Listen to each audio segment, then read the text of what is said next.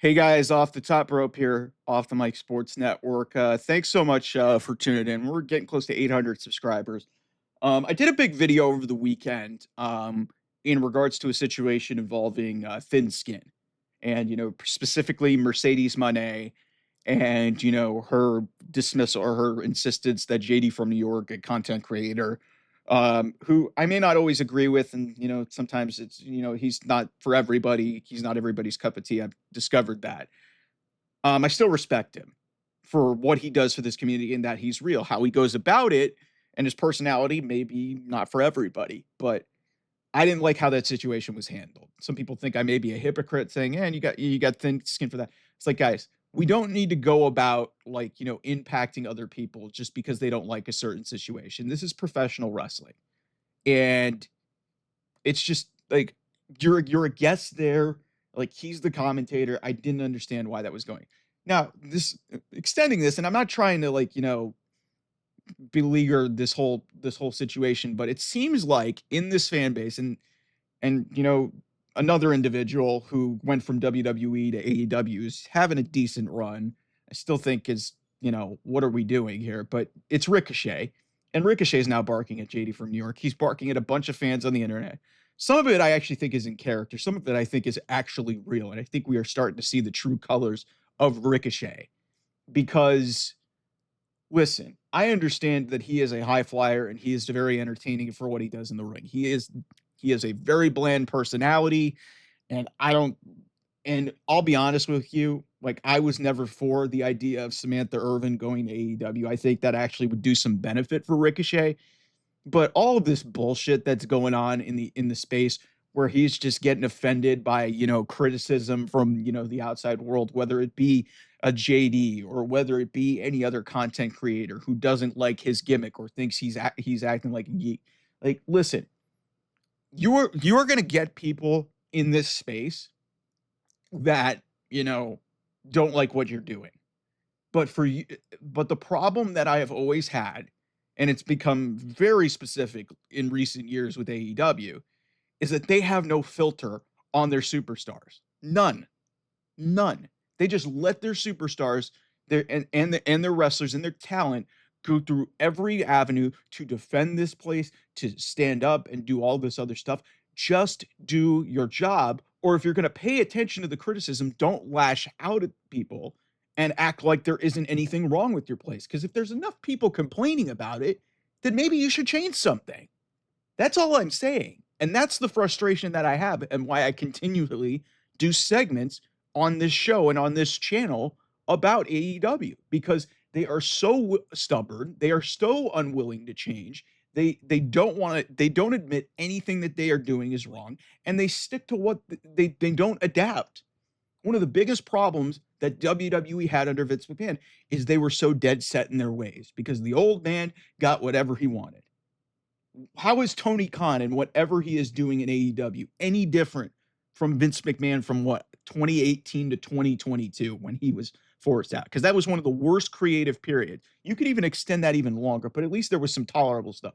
But specifically near the end, like 2018, 2019, 2020, 2021, and then early 2022 before July when he was, forced out, he resigned or retired or whatever. Look, you have to be willing to adapt and have to be willing to change and have to be willing to take criticism constructively. And a big example of that is Ricochet. He doesn't do that. Maybe it's in character, but when you're lashing out at contract creators, when they're giving you their opinion, it's their job. They do it. They make a living off of it. We're trying to help you. We're not about rage baiting or whatever. Like, some people say I hate watch AEW. Listen, I like good wrestling. There is good wrestling on AEW. There's just no heat to it whatsoever, to most of it. There's no story. It is just matches and almost next to none moments. And most of the moments that happen are very artificial and forced and don't feel authentic at all. And that is professional wrestling at its core. It is not just matches. It is about characters. It is about storyline. It is about, being able to get in front of a microphone and speak in front of a live audience, engage them. There is almost none of that in AEW. And that is all that anybody is trying to express on this app or anywhere. That's all they're trying to do. So for people, and it's not just Ricochet, there's several other people. Mercedes is not one of them. She just did it privately with this whole situation where she had JD removed from a situation from his commentary desk at House of Glory over the weekend. But there's a lot of people within that company that feel the need to just go on the internet whenever they're being criticized. And that's not the way to go about this. That makes you look amateur. That makes you look like you have thin skin. And it's not going to get you any credibility or any points with, casual people, because you're going to have your diehards, and that's fine. But even the diehards are starting to go away from this shit. Like, at some point, like, it's got to register with these people that not everything is okay. You got paid. Congratulations. Vince McMahon got paid. Got a whole bunch of money from the Saudis. He got a whole bunch of money. Did absolute jack shit. I gave you that period.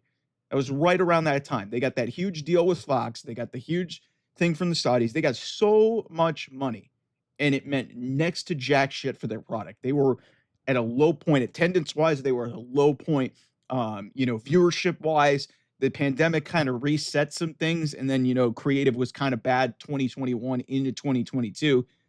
And Triple H is kind of righted the ship. Why is that change? Because you've got stories, you've got interesting characters, you've got monumental moments like that John Cena Cody Rhodes promo last night, or the John Cena heel turn. You've got engaging stories. It may not all be perfect. Like Jey Uso is not really hit, and this Tiffany Stratton Charlotte thing. Ironically, the 2 Royal Rumble winners really haven't registered on the Richter scale, but this is something that I always harp on when it comes to professional wrestling, something that it's near and dear to my heart because I love doing this segment. I love talking about shit.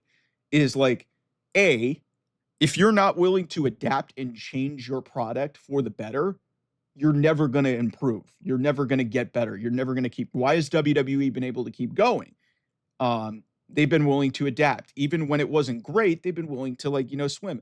But Vince McMahon was the worst at doing this. He wasn't stubborn. Triple H has done it multiple times. Look at last year's WrestleMania. They pivoted on a whim after the whole Rock, invading the main event scene and almost stealing everything from Cody Rhodes. The adaptability and the unpredictability has made WWE very popular.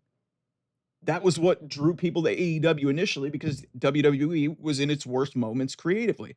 And now here we are 5-6 years into this thing. And it's almost like AEW is content with the money that they got, and they're just doing whatever the fuck they want. They don't care. They don't want to put the maximum effort in. And that's disheartening because there are talented people in that building that know better. So anyway, thanks so much for watching here. We're going to have a lot more coming here on the channel. I'll see you guys soon. Bye-bye.